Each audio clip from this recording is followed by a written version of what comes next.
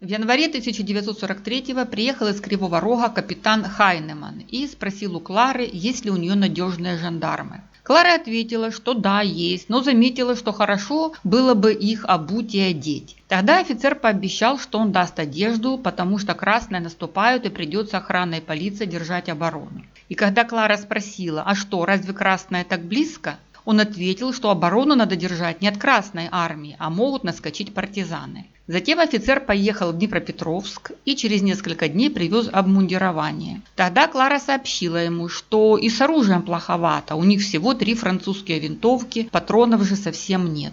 После этого им с Чумаком выдали 12 винтовок, 850 патронов и 17 кинжалов. При отъезде офицер предупредил, что если он позвонит, то полицейские должны отступать, а если не позвонит, то пусть направляются на оборону города. А кто будет против, о тех сообщить в фельджандармерию. И дальше нам ничего не остается, как опираться на свидетельства очевидцев. Другого выхода, чтобы понять, что происходило в те дни в Павлограде, у нас нет. Хорошая новость, очевидцев у нас несколько и с разных сторон. Поэтому общее впечатление мы получим. Так что заваривайте кофе и усаживайтесь поудобнее. Если заснете, завтра дослушаете. Компом – это здание, в котором раньше находился комитет помощи бедным. Потом это был маслозавод или маслопром. Это здание находится на пересечении Пісочної и Шевченка. Канал Ірини Коновець-Поплавської. Тож зустрічайте Петро Пироженко, місто Павлоград, який в ті дні вів щоденник. 20 січня приїхав з лісу. Дома сказали, що мені загадали на роботу на біржу праці. 21 січня був у лісі, випав сніг. Загадали знову на біржу, прийдеться йти. 24 січня пішов у сільуправу, звідти пішов у поліклініку. Думав, що дадуть справку про хворобу, але не вдалося. 25 січня пішов на реєстрацію, направили на хлібозавод дровосіком. 26 січня був перший день на роботі. Спочатку показалось дуже важко, а проте я вдоволений. Додому йшов з гарячим хлібом. Правда, нас затримали на воротях, але добре обійшлось. Встречайте Лучано Карневали, который уехал на войну в СССР и там пропал без вести. 6 февраля прибытие в Павлоград. Пришел приказ продолжать путь до Новомосковска.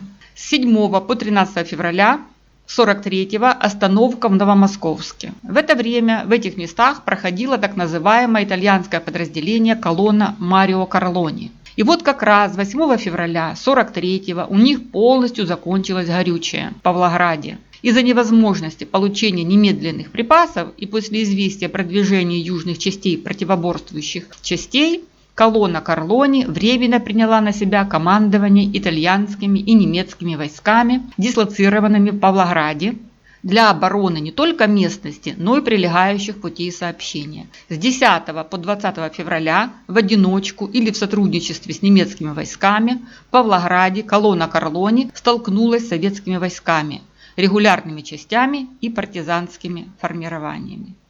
Встречайте Франческо Томаселли, итальянский журналист, писатель и специальный корреспондент «Корьере делла Сера». Свои впечатления он опубликовал в номере от 11 мая 1943 года, так сказать, по горячим следам. Павлоград примерно в 100 километрах к востоку от Днепропетровска. Город с населением 80 тысяч человек с несколькими заводами и станцией, от которой проходит железная дорога из Харькова в Крым. На первый взгляд он похож на большое село, поскольку представляет собой разрозненный и растянутый на несколько километров город. Население смешанное, то есть наполовину рабочее, наполовину сельское. И на нас после 2 дней пребывания они произвели впечатление трудолюбивых, гостеприимных и тихих людей. Я помню, что мне нужен был кусок веревки, чтобы перевязать коробку. То в доме, где я ночевал, предложили веревку для развешивания белья и никак не хотели получить за нее компенсацию. Такое же впечатление осталось даже у берсальеров, прибывших в арьергарде в начале февраля. Но затем последовало отчуждение, и отношения с населением становились день ото дня холоднее. По мере продвижения советской армии люди становились молчаливыми и угрюмыми.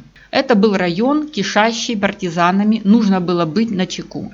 Полковник Карлони, когда узнал, что ему предстоит защищать Павлоград, принимал все меры предосторожности. 9 февраля. Клара Таблер. Я получила приказ отступать на Кривой Рог, где меня с жандармами будет ждать 133-й Синельниковский батальон, и вместе с Хайнеманом будем отступать. Я позвонила, что сейчас выезжаю, беру с собой несколько жандармов, а Нестеренко приедет с остальными, как только достанет транспорт. 10 лютого. Петро Пироженко. Ідуть чутки, що радянські війська зайняли Харків і вже дійшли до Лозової. Клара Таблер. Нестеренко звонил уже сам и сообщил Хайнеману, что уже всех отправил, оставался он и несколько человек. Тогда я собрала всех жандармов павлоградских и передала их Нестеренко и сказала, что приказ Хайнемана отменяем, а все получили приказ от подпольного комитета всем быть на военном положении и выполнять все приказы командира Нестеренко. Здесь были и медсестры подполья Галя Алексеева, Галя Федосеенко, Сима Витолина. Они были с медикаментами и перевязочными материалами. Все были на бойовому положенні. 11 лютого. Петро Пироженко.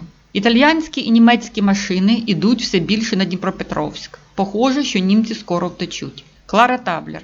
11 февраля 43-го мне был дан приказ от офицера из Кривого Рога отступать. Тогда я своих детей передала девочкам Гале Федосеенко, Гале Пасько и Гале Алексеевой. Я пошла в жандармерию и дала указание, чтобы каждый жандарм имел штатскую одежду, и по приказу все жандармы должны переодеться. Вечером 3-й раз позвонил офицер и спросил, все ли жандармы эвакуировались из Павлограда. Нестеренко ответил, что их осталось только 3, которые сейчас уезжают. Вечером я сказала ребятам, чтобы ни один не уезжал, что они все должны показать рабочим Павлограда пример, что их немец не смог купить за эти шкуры, что их выдали. И первые должны взять оружие и очистить город от немецко-фашистских захватчиков. Все жандармы, работавшие в моей жандармерии, не знали, что я против немцев. Знали только 13 как советскую женщину. Это были верные сыны нашей Родины: Носач, Черкасский, Нестеренко, Величко, Зазуля, Шлега, Фролов, Устимов, Кузьменко, Серов, Чумак. Был приказ Кравченко и Прибера переносить все вещи жандармские в компом. А днем жандармы себя снарядили автоматами с клуба химика, который был на Ленинской, где охраняли наши жандармы под руководством Чумака. Типографию охраняли жандарми під руководством Нестеренка. Ганна Нестеренко. Андрій пішов з дому і сказав: якщо мене довго не буде, то не переживайте. Я задержуся, не знаю, коли вернуся. Мамо, якщо прийде Володя, то дайте цю одежу. Там був цивільний його піджак теплий і воєнна форма совєтська. 12 февраля 35-й гвардейский полк находится в районе Орельки и Юрьевки. Клара Таблер. Ночью жандармы перешли в компом и оставили пустым свое помещение. Утром я переоделась и пошла в город из хутора номер 1, где я скрывалась. По дороге встретила Прудкова Ивана, он был пьян и кричал: «Мы фашистскую сволочь перебьем». Я предложила ему отдохнуть, пойти домой, и он ответил мне: «Мамаша, я буду отдыхать, когда не будет немецких извергов». И пошел ко мне на квартиру, где были остальные ребята. Я сказала, чтобы каждый из них взял себе автомат и 100 штук патронов. Это было выполнено. Каждый, кто был в моей квартире, имел новую винтовку и патроны. А затем я сказала старые винтовки, которые были у жандармов, отдать рабочим. Встречайте, Изюмская Марфа Васильевна, жила на улице Шевченко, 54. Сестра Андрея Нестеренко была замужем за братом Марфы. Андрей пришел в форме немецкого жандарма с товарищем и сказал: «Нам нужна квартира на 1 ночь. Будут приходить люди». Из тех, кого я видела, я знала Галю Алексееву, Галю Федосеенко. Других было много мужчин. 13 лютого. Ганна Нестеренко. Утром прийшов той хлопчик, і ми віддали йому пакунок. І він быстро побіг. Изюмская Марфа. Перед рассветом Андрей и товарищ переоделись в гражданскую форму. Потом все трое принесли 12 одеял. Галю Ф. он послал на яйцебазу. Когда я вернулась, Андрея и Гали не было. Галя потом рассказала, где ключи от яйцебазы, и ушла. После этого я в окно увидела Андрея в Ленинградке. Я вышла и сказала Андрею о ключах. Он сказал, чтобы она все сваливала на него. Они все вошли, у него пуговица оторвалась от Ленинградки. Галя Алексеева пришила пуговицу. С Андрея градом лился пот. Он сказал, что волнуется очень. Он говорил, что вроде и не волнуюсь, а с меня пот льет. И все время вытирался платком. Он сказал Алексеевой: ты должна пойти на второй кузнечный к полковнику Энтриксону. Когда Андрей пришел, явился румын в гражданском и сказал, что Андрея политрук срочно вызывает в компом. Андрей сказал, чтобы я взяла девочку, дочь, все ценное и ушла на хутора. Пока я обувалась, Андрей и румын вышли. Андрей пошел в компом, а румын в туалет. Я выглянула в окно и пришла в ужас. Там была цепь немецких автоматчиков на изготовке. Я сказала девочкам. Они глянули друг на друга, пожали руки. Не теряйся.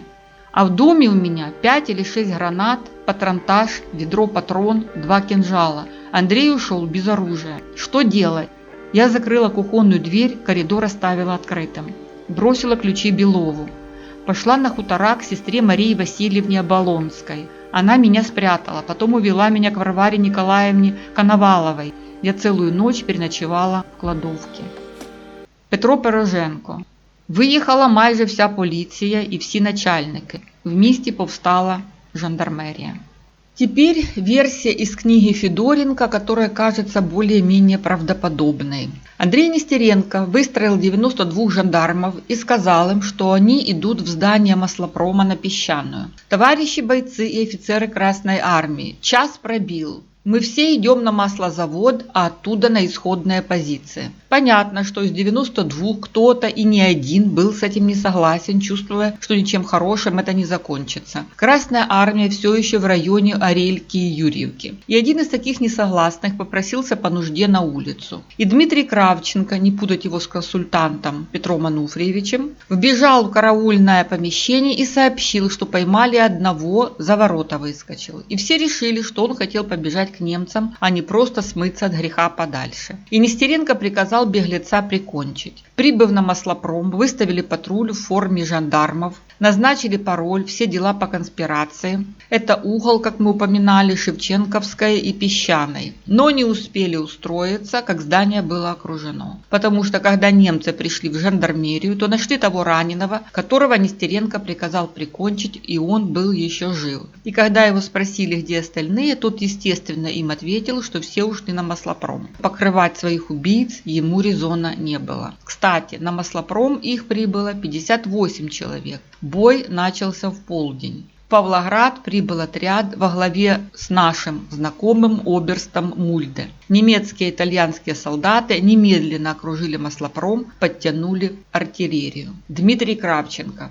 Собирались на маслопроме Иван Кузьменко, Андрей Величко, Иван Черкасский, Николай Козорог и другие. Не прошло и 3 часов, как кто-то сказал: «Ребята, немцы!» Я выглянул в окно, увидел немца с автоматом. Кто-то в него выстрелил. А теперь Кравченко Дмитрий Васильевич сам расскажет, как было дело. Придя сюда, меня наш командир Андрей Нестеренко и еще одного товарища заставил идти в проходную и дежурить, пропускать только своих, если что непредвиденное, сообщить. Пропускали мы по паролю «Кровь за кровь». Ну, отдежурив полчаса, часов 10:30, мы пошли в здание, которое внутри завода было, метров 100 от проходной, туда, вовнутрь. Ну, немножко времени прошло, ну, там кто что и как, многоголосый шум, закурили и так далее. А потом вдруг кто-то из наших как крикнет в окно, увидел, что немцы, идут немцы. А впереди немцев идет наш товарищ, который сменил меня в проходной, Козорог Коля. И они его ведут впереди себя. Отдали огонь. Ну, 1 или 2 там упали, а остальные Козорога схватили и за угол его, чтобы это, ну, приостановить это дело, чтобы всех их не прикончили. Ну, через некоторое время они же, наверное, сообщили своим остальным, тут итальянская часть была большая, ну и были ж, это уже за 4 дня до прихода наших, тут уже много было беспорядков, и оставались только тыловые немецкие части, комендатура, там, жандармерия, гестапо. Короче говоря, они потом, подтянули своих, ну, свои войска, как говорят, и даже пушки были, пулеметы, А у вас какое оружие? несколько автоматов, в основном эти сам, винтовки 91 года, 1891. Патроны и несколько гранат было, понимаете? Ну, завязался бой, а меня Андрей послал на второй этаж, на втором этаже был склад с этим, с патроны, там вот это, винтовки. Давай, говорит, неси несколько винтовок и патроны. Ну, не предвидели, что так будет. Конечно, у каждого была винтовка и патронов несколько. Ну, а раз бой случился, надо подготовить больше. Ну, я несколько раз бегал на второй этаж, приносил вот это ж патроны, винтовки. А потом он говорит, давай на второй этаж. А в это время он послал Черкасского Ивана Карповича, это с Межиричи товарищ. Он постарше, он уже фронт прошел. Иди к нему, а там они, мол, вдвоем, будешь третьим. Ну, я пошел, пополз уже немцы везде и всюду, вот отсюда даже били, снайперы С били. крыши, да, вы говорили? С крыши. И даже по второму этажу, потому что я когда приполз на второй этаж, тоже пристроился к окну, Черкасский и его товарищ, ну, потом возле того окна, я слева, ну, били, немножко постреляли, подходящие немцы, и оттуда, что-то услышали, что оттуда бьют. А потом вдруг этот товарищ его, ой, как ойкнет, гортанный какой-то это самый звук издал и присел.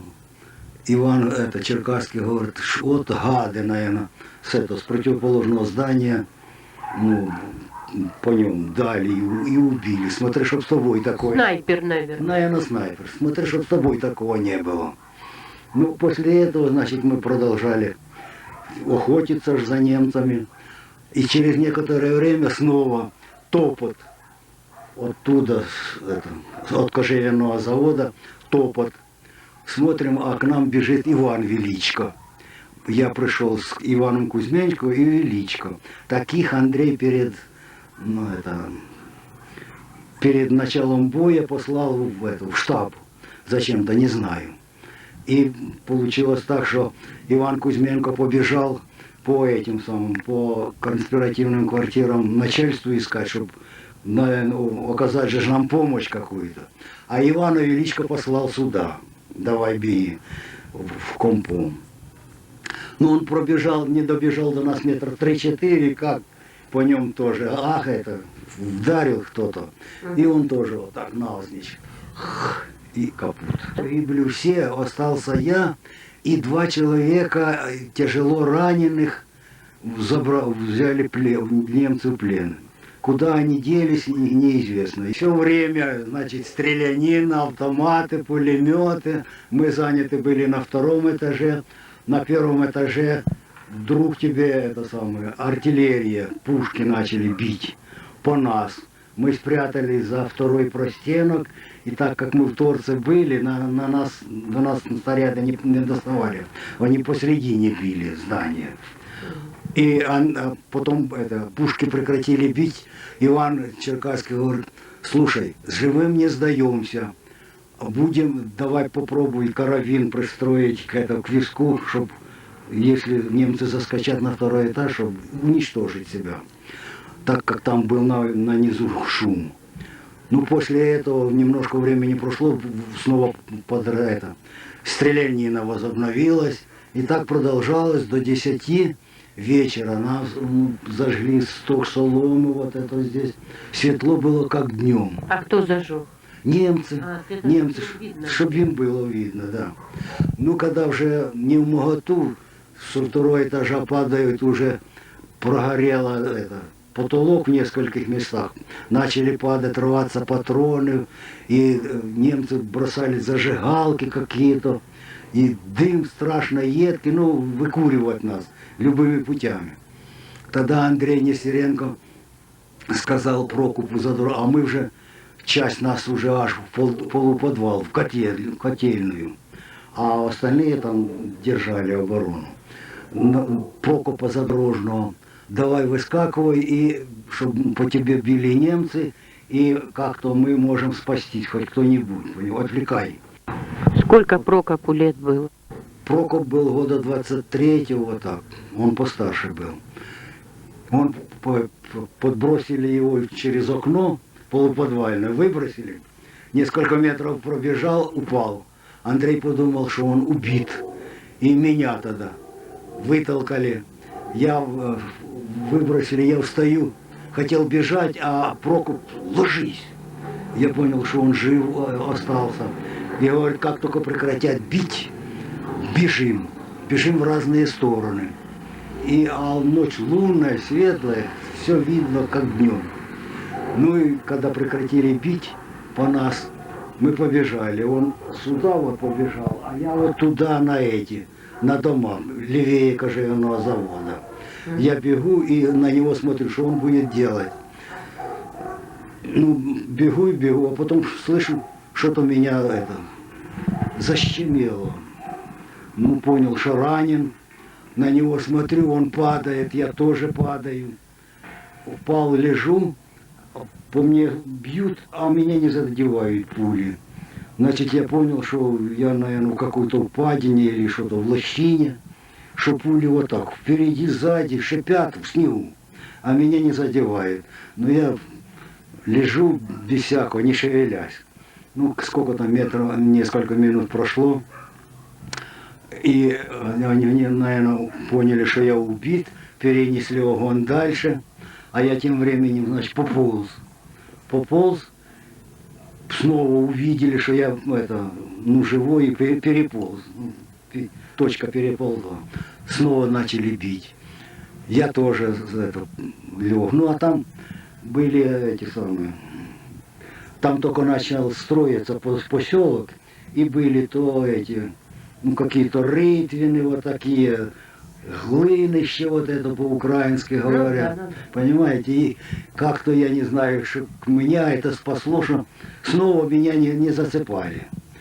Они перенесли огонь дальше, и я мгновенно, значит, вскочил и побежал, и добежал до домика, там сарай, я схода спрятался за сарай.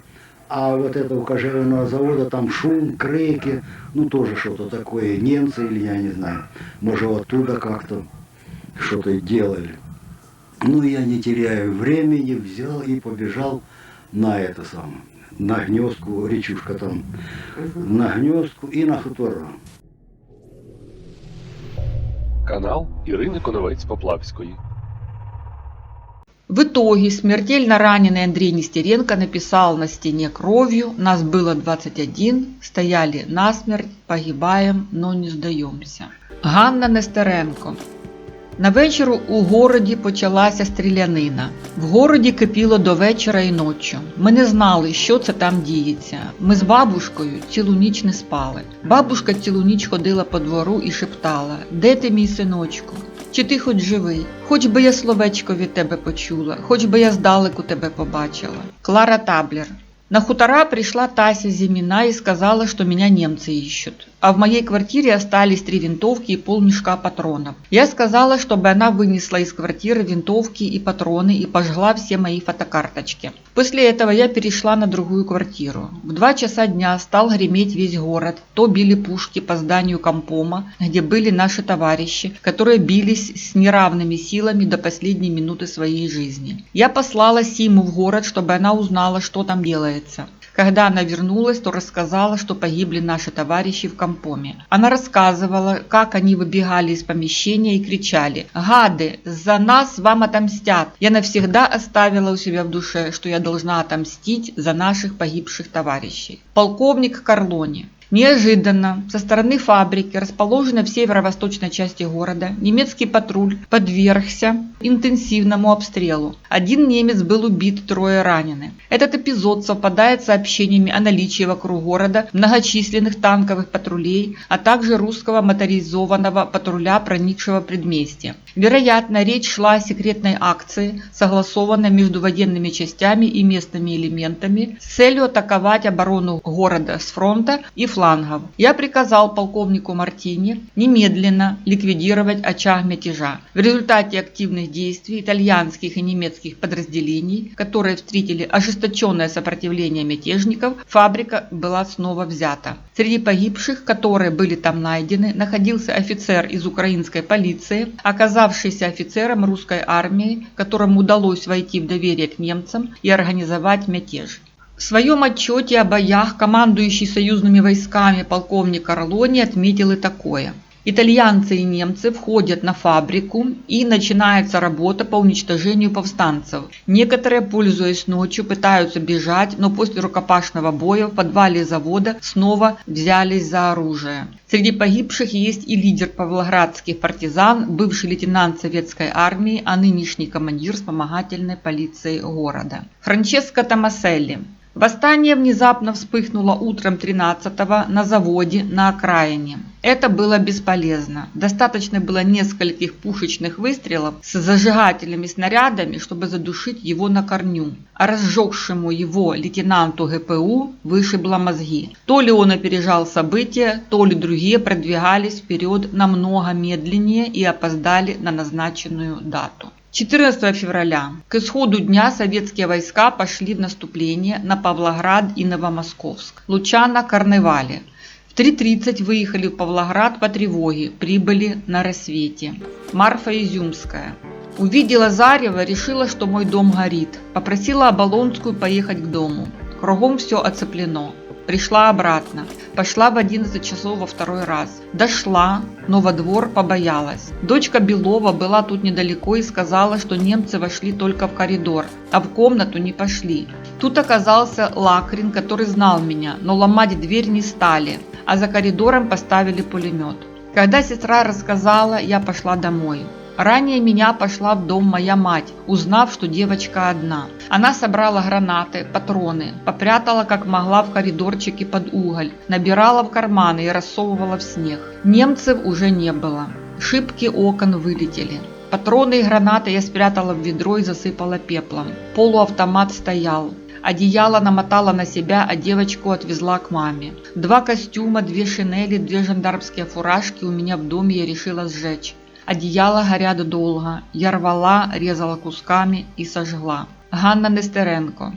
Наутро на нашій вулиці наїхало багато німців. У нашій хаті став німецький штаб. Повна хата німців. Нам з бабушкою відпустили одну піч. А ми з бабушкою там спали. Наші сусіди і багато людей вже взнали, що Андрія вбито, але нам ніхто не говорив. Це тому, що бабушка могла дуже плакати. Німці могли замітити і вбити і мене, і бабушку. Такого мнення були люди і сусіди. Петро Пироженко. Повісили 5 партизанів, дуже багато евакуированных. Полковник Карлони. В целях полноты действия приведенного примера постановлено о казни 5 арестованных на заводе, осуществленной через повешение на следующий день на главной площади города. Ремарка моя. Повесили Андрея Андриановича Скалозуба, начальника типографии Бориса Шимановского, кто еще 3 не нашла. Канал Ірини Коновець-Поплавської. Клара Таблер. На квартире, где мы жили с товарищем Кравченко, я заявила, чтобы он перешел на другую квартиру, так как немцы забирают всех мужчин. И он решил перейти на другую квартиру, и когда он вышел из комнаты, его сейчас же забрали. Я увидела, что его повели, и решила идти за ним. Его привели к машине, и он мне сказал: «Иди на квартиру, а то тебя узнают. Я все равно убегу от них». Я увидела, что его на машине повезли в город. Я решила пойти следом с тем, чтобы кого-нибудь увидеть из наших и сообщить сообщить, что Кравченко забрали, но никого не увидела и вернулась на квартиру, а товарищ Кравченко был там. А к вечеру он перешел на другую квартиру. 15 февраля советские войска все еще возле Юрівки. Петро Пироженко. Нічого не поймеш. Кажуть, що руські близько, а в той час вернулась поліція. Марфа Изюмская. Вышла ночью, пахнет паленым. Вдвоем идти опасно, если двое, значит партизаны. Остались двое одеял и портфель с медикаментами. Что делать? Кругом немецкая охрана. Лунная ночь. Ганна Нестеренко.